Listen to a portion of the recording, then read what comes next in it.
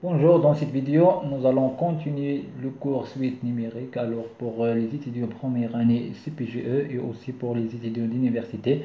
Alors nous sommes dans la partie 8 dans laquelle nous allons terminer les parties qui restent sur le cours de suite numérique. Alors on a s'arrêté dans la notion d'équivalence de suite. Alors on dit que UN est équivalent à Vn.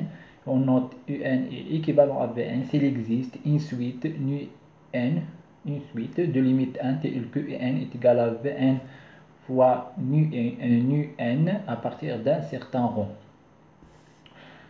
Donc là on passe vers, alors bien sûr la partie c'est comparaison 18. Et dans cette partie, K désigne ROC, c'est-à-dire le corps K, leur désigne le corps R ou bien C. Alors, équivalence, relation d'équivalence, équivalence. Alors, relation d'équivalence.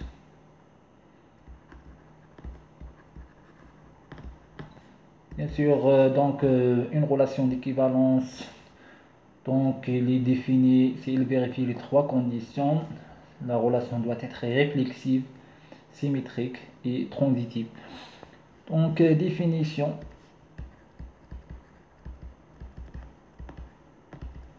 Soit UN et Vn de suite, un réel bien sûr, de suite, pas forcément réel, d'accord, de suite de Kn. Kn c'est-à-dire soit Rn ou bien Cn, soit des suites réelles ou bien des suites complexes. Alors on dit que UN est équivalent à un Vn et on note UN est équivalent à un Vn, d'accord, équivalent à un Vn. Alors lorsque, ou bien donc là c'est seulement si, c'est-à-dire lorsque ici signifie si seulement si, donc il y a plusieurs définitions, donc on va commencer par le premier définition de équivalence de suite. Alors s'il existe, si seulement si il existe une suite, alors on va noter UN, pas de problème, donc c'est une suite de limite 1, d'accord, de limite 1, donc là c'est intéressant, tel que UN égale à UN Vn à partir d'un certain.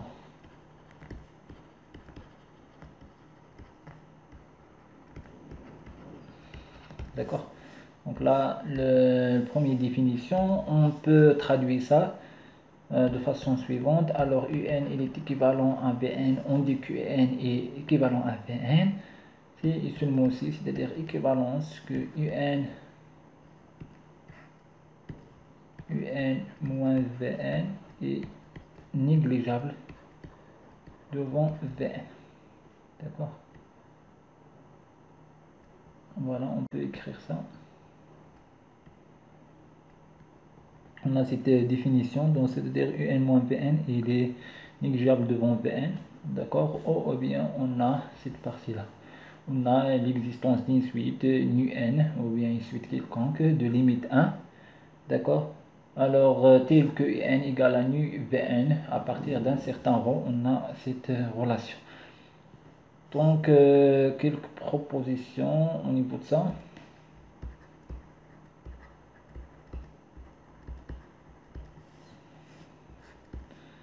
Alors, UN il est équivalent à Vn.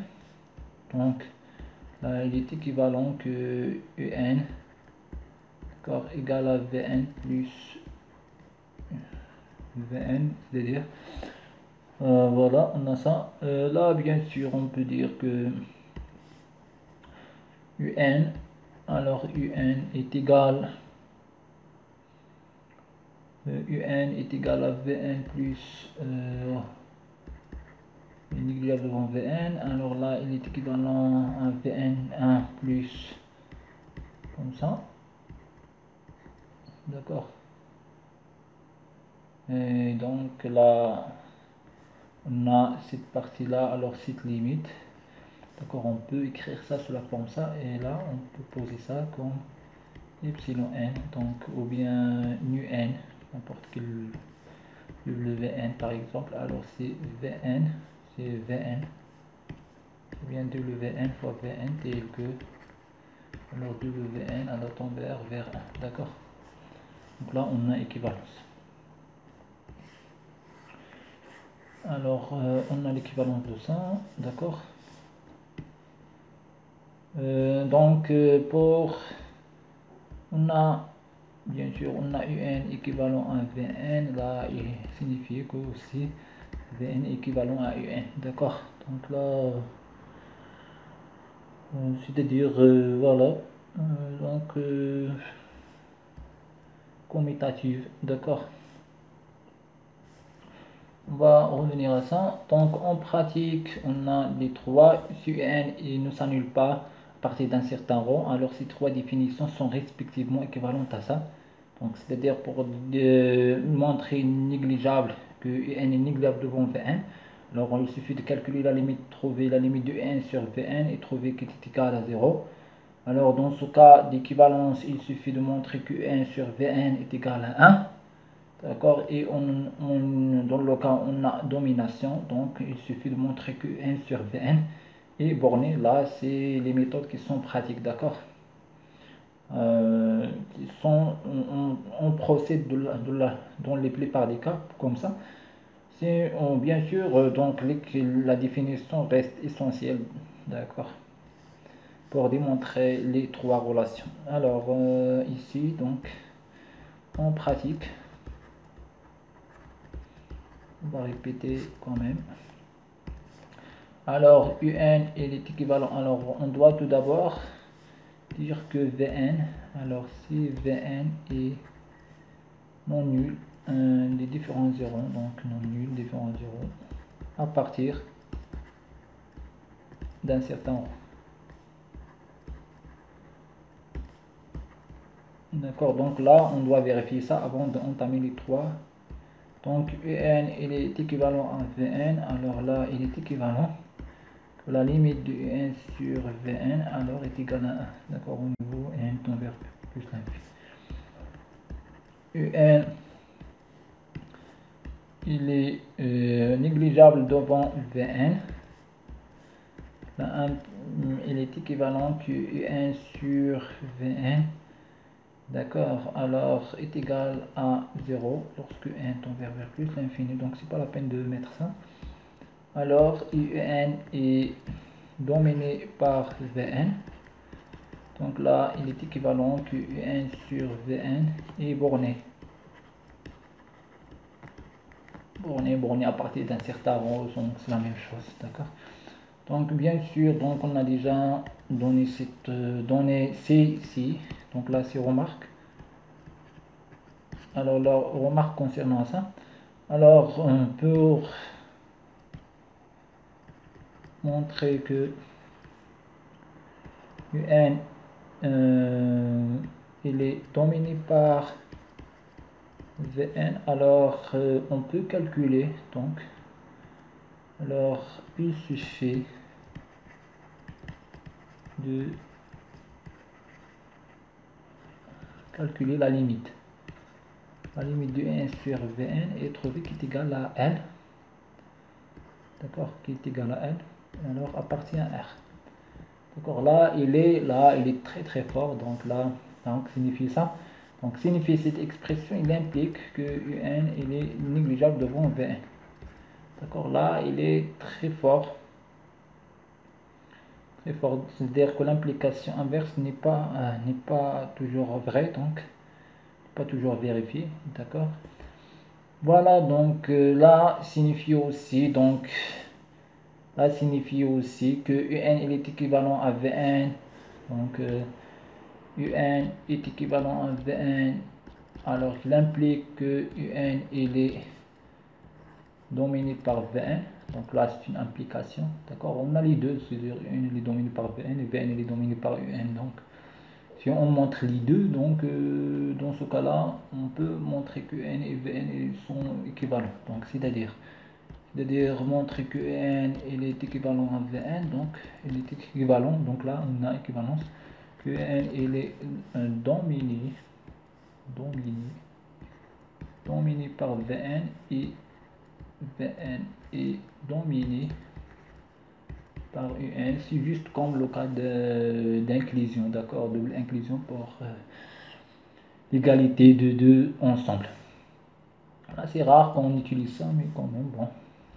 Là on a ça, donc c'est à dire qu'on a cette partie il est implique, donc c'est une implication ici, et on a aussi que UN et les négligeables devant Vn impliquent que UN il est dominé par Vn.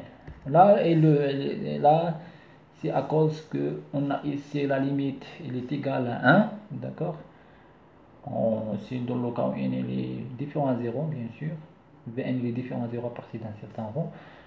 Et voilà, on a ici, c'est la même chose que ici, on a la limite égale à 1, ici la limite égale à 0, et donc les deux limite appartient à R, et donc signifie que n et un sur Vn ils sont bornés à partir d'un certain, il est borné, un sur Vn, donc un sur Vn est borné à partir d'un certain rond. Donc là implique ça et ça implique ça, donc on a d'où on a la relation, on a cette implication et aussi ça. Alors maintenant on a expliqué ça. Alors tout ce qui a été dit sur la comparaison des fonctions reste mutatis mutandis vrai pour la comparaison des suites. Là c'est pour la comparaison des suites, en particulier on la propriété suivante. Alors UN et Vn de suite tel que UN est équivalent à Vn, alors UN et Vn sont de même signe à partir d'un certain rond. D'accord, c'est intéressant. UN et Vn de suite tel que UN est équivalent à Vn, alors UN et Vn sont de même signe à partir d'un certain rond. Donc là on va commencer par la proposition. Alors soit UN et Vn de suite. Alors de suite de cas.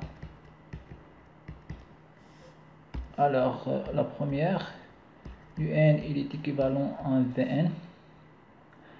Alors là, alors il doit être de R, mais bon, de R ici, de Rn. Alors là c'est implication que UN et Vn ont même signe à partir d'un certain rond.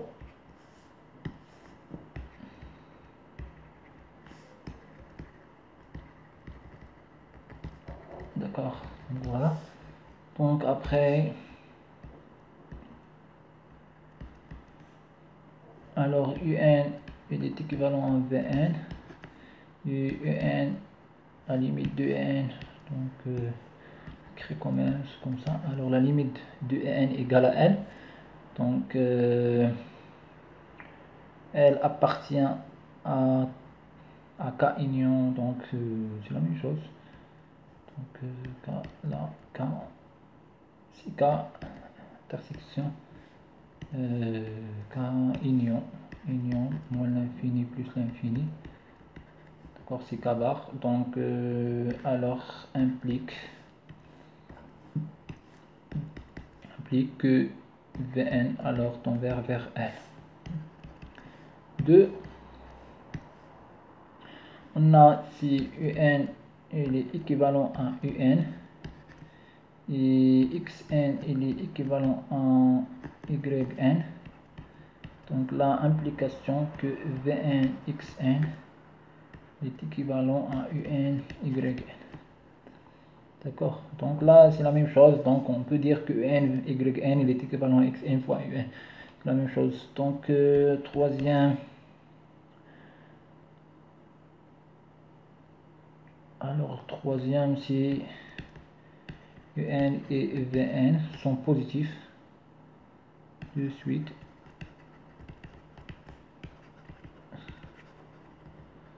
Strictement positif, tel que un, alors un est équivalent à vn.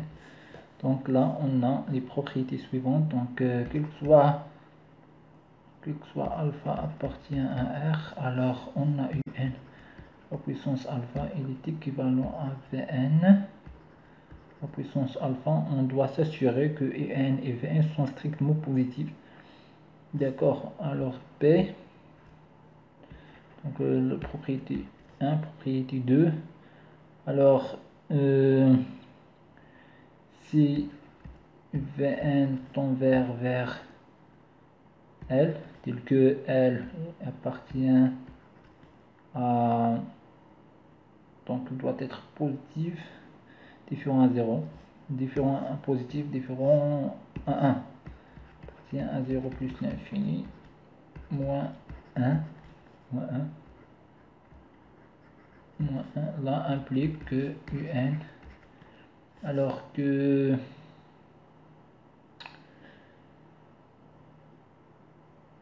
un il est équivalent à ln de n il est équivalent à ln de v. Là c'est intéressant, mais c'est à dire que un il est équivalent à vn, donc on doit avoir que un et vn sont strictement positifs.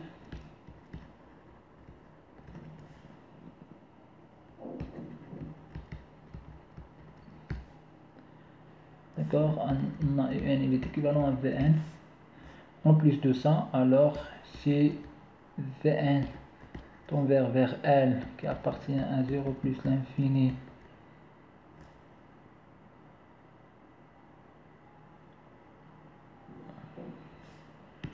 alors là le 0 doit être alors 0 plus l'infini moins L moins 1, là équivalent que un, que ln de un est équivalent à ln de 20. Donc les autres, donc si un il est équivalent à vn et on a ça un et vn non nul à partir d'un certain rho,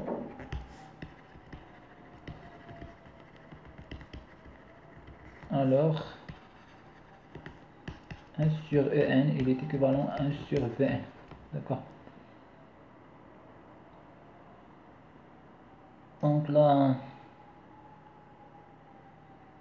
c'est facile à montrer, c'est pas nécessaire de montrer ça. Donc la dernière concernant ça, donc un et vn appartient à Rn, alors l'exponentielle de n est équivalent à l'exponentielle de Vn, alors il est équivalent que n il est équivalent à Vn. D'accord,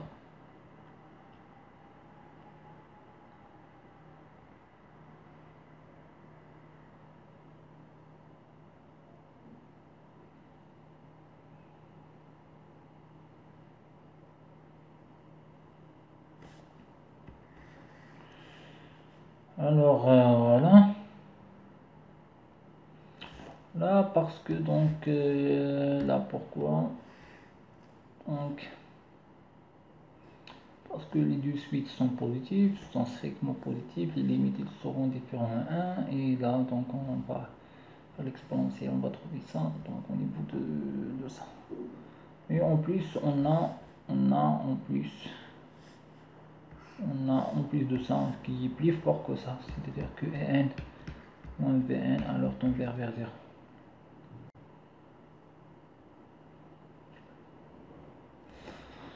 Bon, ok.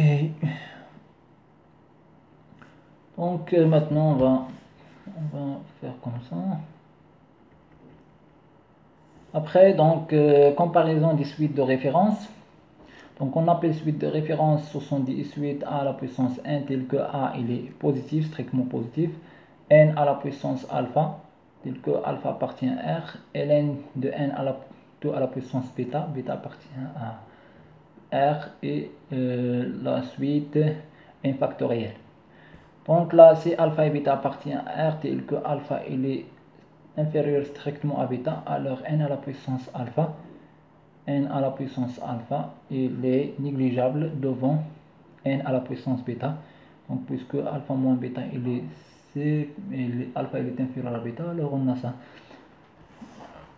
Alpha il est inférieur à bêta, c'est-à-dire n à la puissance alpha sur n à la puissance bêta. Donc il sera n alpha moins bêta. Donc là ce sont négatifs, donc 1 sur alpha moins bêta moins alpha. Donc là on va vers 0, donc là c'est négligeable devant ça. Alors donc A et B appartient à R étoile plus. Donc là les deux sont positifs tels que A il est inférieur strictement à B. Donc est équivalent que A à la puissance n il est négligeable devant B à la puissance n. Donc A et B appartient à R étoile plus et A il est inférieur à B. Donc là c'est la même chose. A à la puissance n il est négligeable devant B à la puissance n. Donc là il suffit de faire A sur B 2 à la puissance n. Donc là, elle est inférieure à 1, c'est-à-dire que la limite de 6,8 tend vers 0. Et donc là, l'équivalence à ça.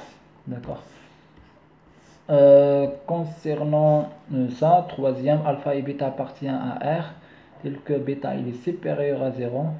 D'accord. Bêta est supérieur à 0. Alors, ln de alpha à la puissance, ln de n à la puissance alpha, il est négligeable devant b n à la puissance bêta. Donc il est simple, dans ça c'est simple, très simple. La limite de ln sur n il est égal à 0, la limite. Donc là a et alpha appartient à R, a il est supérieur strictement à 1. Alors on a n à la puissance alpha, n à la puissance alpha, elle est négligeable devant 1 à la puissance n.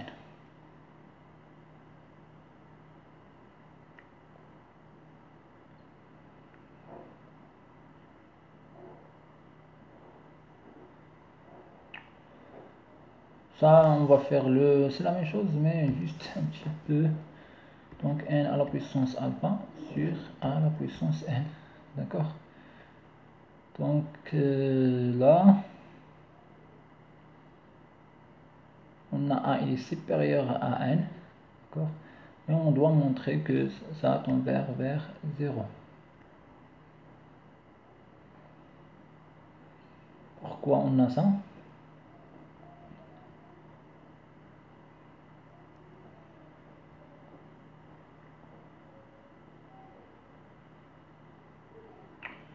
Alors, on peut faire ln, donc au niveau de ça, on peut utiliser ln, puisque les deux sont positifs, donc on peut utiliser ln de n à la puissance alpha sur a à la puissance alpha, donc qui est égal à alpha à la puissance n moins n alpha. Donc là, c'est n. Donc là, c'est alpha ln de n moins alpha de a. Alors là, sur 1. Alors là, les deux tend vers là, tend vers moins l'infini. Donc là, signifie que ça tend vers 0. D'accord. Donc là, tend vers 0. C'est la même chose. Alors, voilà. Donc, on a ici, donc, soit A appartient à R, alors 1 à la puissance n. Il est négligeable devant n factoriel. D'accord, à faire. Donc là, c'est la même chose. On va appliquer les mêmes trucs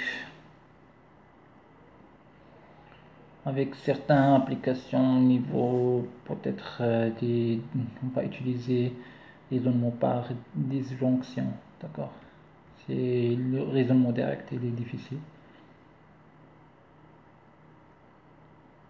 Alors voilà, formule de Stirling. Là, n factoriel il est équivalent à n à la puissance n sur e à la puissance n racine de 2pn. D'accord, là pour montrer ça, on peut faire la limite et trouver que la limite de n sur ça est égale à 1. Donc là c'est très utilisé, cette formule est très utilisée. D'accord, donc à faire attention concernant à ça. D'accord, c'est-à-dire que n factoriel, donc n factoriel, il est équivalent, donc, pour trouver, surtout pour trouver les limites, de n sur e à la puissance n racine de 2pi fois n. Donc là c'est essentiel. D'accord, faire attention au niveau de ce formule. À noter. D'accord, la démonstration est facile, d'accord, mais comment on a abouti à ça, c'est pas évident. C'est-à-dire la démonstration montrer que n factoriel il est équivalent à n à la puissance n sur e alors à la puissance n de pn. Ah, il est facile, d'accord, on fait n factoriel sur n selon la puissance n racine de 2pi et on va trouver que est égal à 1. Et comment on a trouvé ça, là c'est pas évident, on va faire une vidéo concernant ça. C'est-à-dire comment trouver au départ, c'est pas la démonstration. La démonstration, donc on a les outils pour faire ça. Alors après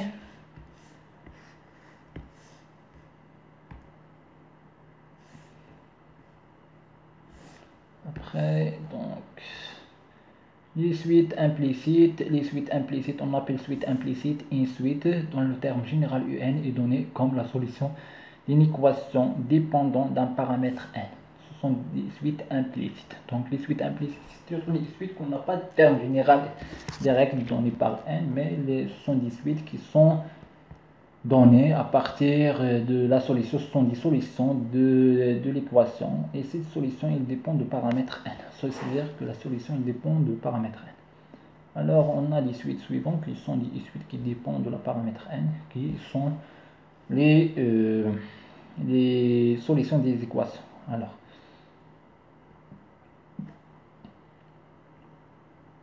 Alors là, suite récurrente d'ordre 1, donc on va laisser ça, on a déjà expliqué ça, d'accord, on a déjà expliqué ça dans une vidéo précédente, mais de façon, alors on va consacrer une vidéo sur ça, d'accord, pour détailler les choses qui sont très utilisables. Maintenant on va passer vers les suites complexes. Donc suite complexe, on appelle suite complexe toute application de n dans C, c'est-à-dire suite complexe. Alors ici n, d'accord, de n vers C, d'accord, je relie n avec une valeur un qui appartient à C. C'est une application de n vers C. Donc les suites sont des applications. Alors suite complexe, c'est une application de n vers C ou bien de n dans C, ou bien c'est à la puissance Cn. Alors c'est Cn. D'accord. Suite bornée, donc là, donc les choses que sont en valeur absolue, il devient en module, d'accord. Donc on dit que qu'une suite complexe n est bornée s'il existe k appartient à R+, tel que n est inférieur ou égal à n. Alors pour tout n appartient à n. Donc géométriquement, cela signifie que les termes de la suite sont dans un disque de centre O et de rayon K. D'accord. Donc la suite bornée au niveau complexe, on dit qu'une suite n complexe est bornée s'il existe k appartient à R+, tel que la valeur, pardon, c'est pas la valeur absolue, mais plutôt le module. Le module de un il est inférieur ou égal à k.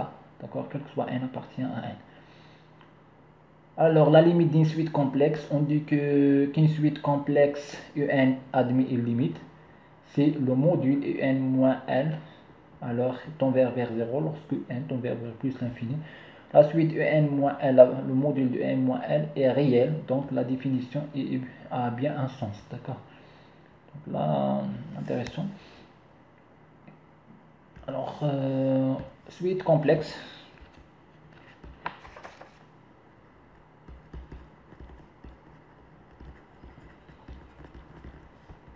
Alors, suite complexe, définition.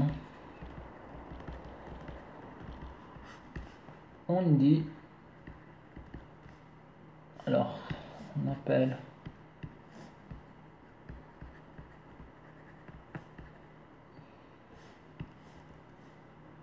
suite complexe.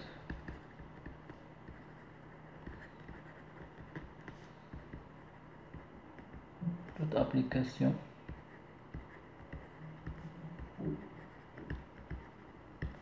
de n on C, c'est-à-dire alors phi de n vers c qui relie n avec Cn. Là on note pas Cn, on note de façon générale comme ça. C'est la même chose pour le R, d'accord. Alors suite bornée, on parle toujours dans les suites complexes. Suite bornée, d'accord. Soit un une suite à 10 valeurs dans C, d'accord. Donc on dit que un est borné si et seulement si, d'accord, il existe quand appartient à R plus tel que soit n appartient à n, donc le module de n il est inférieur ou égal à k. Donc là c'est la définition d'une suite bornée dans le cas complexe ou bien dans le cas réel, sauf ici au niveau complexe on parle d'un modèle, au niveau réel on parle de la valeur absolue. Géométriquement on a le plan complexe ici. Alors un est inférieur à k, donc là signifie que quoi, que ça, donc là c'est O bien 0. Alors le rayon c'est k et là on a un, donc les valeurs de un sont ici, c'est-à-dire ils sont dans le disque. Il appartient à circonférence ici, d'accord. Ça au niveau complexe. Au niveau réel, donc là dans R, un il est inférieur à k, on est dans la droite, c'est-à-dire on a ici 0, on a ici le k et là c'est moins k. Alors signifie que les valeurs de un sont ici, quelque part ici, d'accord. Alors maintenant la suite, voilà la limite d'une suite complexe. Définition, alors soit une suite de n dans C. Alors on dit que un admet L comme limite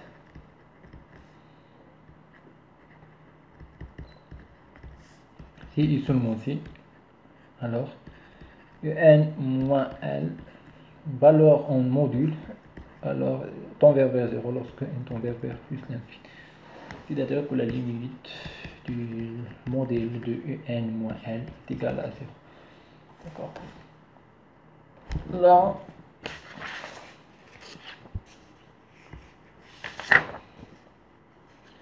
alors juste pour vérifier ce qu'il y a d'autres notes. Alors voilà.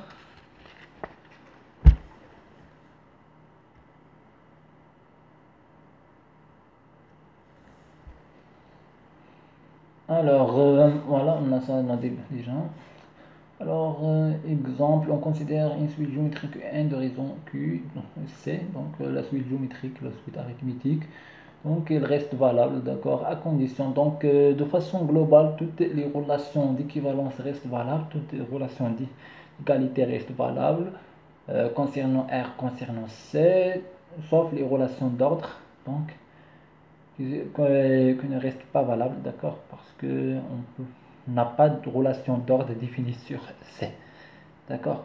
Donc, lorsque les choses, donc le modèle, la valeur absolue, il est euh, changé par le modèle, entre parenthèses changé, d'accord.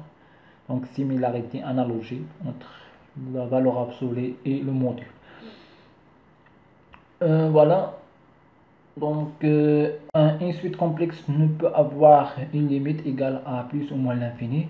Ces symboles n'ont ailleurs pas de sens puisqu'il n'y a pas de relation d'ordre dans C. D'accord, on ne peut pas dire ça. Donc, voilà. Alors, on peut tout au plus dire que UN, le modèle tend vers plus l'infini. C'est-à-dire, donc, au niveau complexe, donc, on n'a pas la droite, on parle de plan, c'est-à-dire plus l'infini de le plan, c'est-à-dire un disque, d'accord, qui est grand, d'accord, qui est grand. Donc là, le disque qui est grand, infini. D'accord, on ne peut pas même dessiner le disque, c'est-à-dire il n'existe pas un disque pour dessiner au niveau de plus l'infini. C'est-à-dire, quel que soit le disque, on va trouver une valeur qui est à l'extérieur de ce disque, d'accord, c'est ça la définition modèle, d'accord. Par contre, au niveau de R, donc on a euh, on a l'ordre, d'accord, on peut ordonner l'ensemble. Alors au niveau complexe, on parle des disques ou bien on parle des cercles, donc plus ou moins. Au niveau absolu, lorsqu'on a ça, on parle de disque, lorsqu'on a ça, on parle des cercles. Bon. Alors, proposition.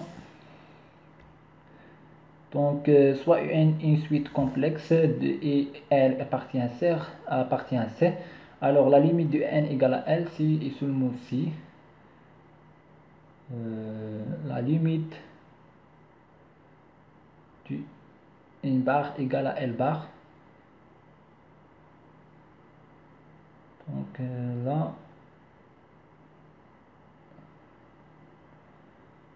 là signifie donc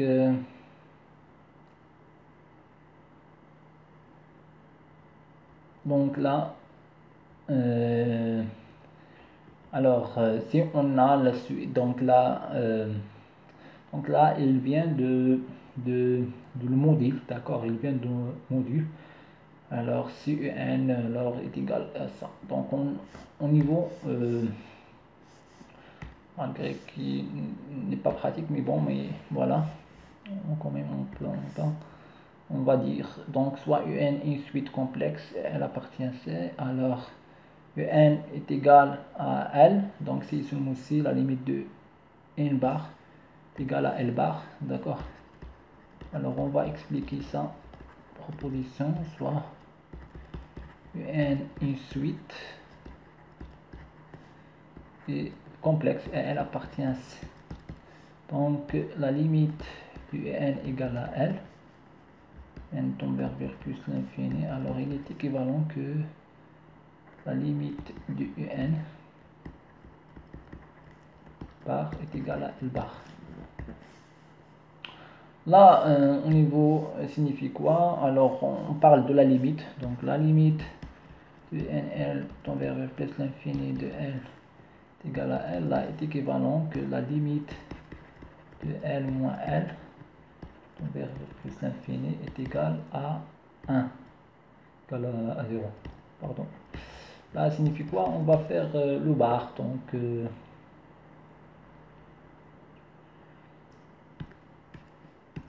alors là, on peut remplacer par parce qu'on a n moins L bar comme ça.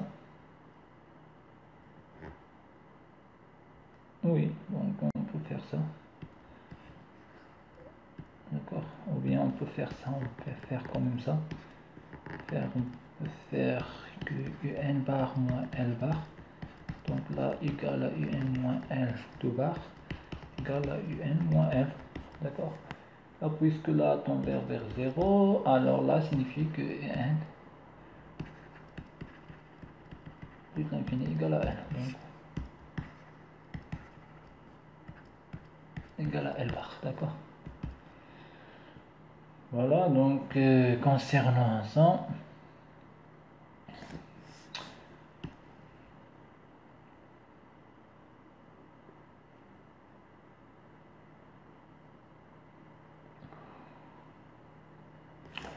on revient alors. Corollaire, donc soit un une suite complexe, elle appartient à C, on a n est égal à L, la limite de n est égale à L, c'est seulement ici. La limite de RE, c'est-à-dire la partie RE de n, la partie réelle de n, sa limite est égale à la partie réelle de L, et la limite de la partie imaginaire de n est égale à la partie imaginaire de L. D'accord. Donc là, il est utilisable donc pour montrer que la limite de ça est égale à E. On peut montrer le réel est égal au réel de L et l'imaginaire est égal à l'imaginaire de L. Et on a ça. D'accord. Ok, donc là, concernant, donc de façon globale, donc les relations d'ordre n'est pas valable, on sait. Donc majoré, minoré au niveau de C n'a pas de sens. Convergence, il a un sens. Dans le cas, la définition il est comme ça. Il converge, c'est-à-dire dans un disque, c'est-à-dire dans un disque, la convergence au niveau du C, d'accord. Voilà, borné, bon, les autres relations alors ils restent valables, d'accord. Donc puisqu'on n'a pas de relation d'ordre, donc on ne peut pas parler des suites négligeables devant une suite minorée, on peut parler quand même, mais on peut parler, c'est-à-dire il est défini d'autre façon, d'accord. Mais on peut parler de ça, c'est-à-dire on peut parler dans le sens on a un est égal à epsilon n fois b, d'accord, comme ça. Donc parce que on peut faire la valeur absolue, c'est-à-dire dans le cas complexe, le module. Donc, on a déjà fait ça. Donc tout ce qui a été dit sur les suites réelles reste vrai pour les suites complexes, excepté ce qui est lié à la relation d'ordre. Voilà, c'est-à-dire les opérations sur la limite contenant plus l'infini moins l'infini. D'accord, donc le théorème de passage à la limite, il contient des inégalités, donc là c'est pas valable, là c'est pas valable. Théorème de cadran pas valable, minoration pas valable, majoration pas valable. Les théorèmes de limite monotone, c'est-à-dire majoré, minoré, donc on utilise majoré et minoré, c'est pas valable. Suite adjacente n'est pas valable parce qu'on utilise, il y a la monotonie, croissant décroissant. D'accord. Par contre, le théorème de Bolzano-Stress, c'est-à-dire tout de suite borné, on peut extraire on peut extraire une suite convergente. Pour le cas complexe, elle est valable, mais la version complexe n'est pas au programme en première année, d'accord. Il reste valable, d'accord. Donc c'est-à-dire tout de suite complexe, on peut extraire tout de suite borné, puisqu'on a une suite bornée complexe. On peut extraire une suite qui est convergente. La convergence, il est dans le sens de, c'est-à-dire il sera dans un disque, d'accord. Donc là, le O et là signifie que reste dans le disque. Alors voilà, donc au niveau convergence, au niveau C, au niveau de C, signifie quoi? Donc là, alors, au niveau R, la limite signifie quoi? Signifie voilà, on a ça, on va UN, d'accord, on a UN ici avant, on a N à partir d'un certain rang, on a L ici. Donc là, signifie que les termes se rapproche ici. Reste comme ça. Au niveau complexe, on a d'autres configurations. C'est-à-dire, on a à partir d'un certain rang n. Donc là, on a le L. Le L, c'est un disque. Donc le disque. D'accord. Donc là, signifie quoi? Signifie qu'il se rapproche ici.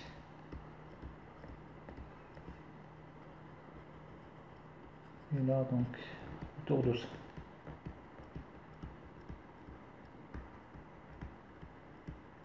D'accord.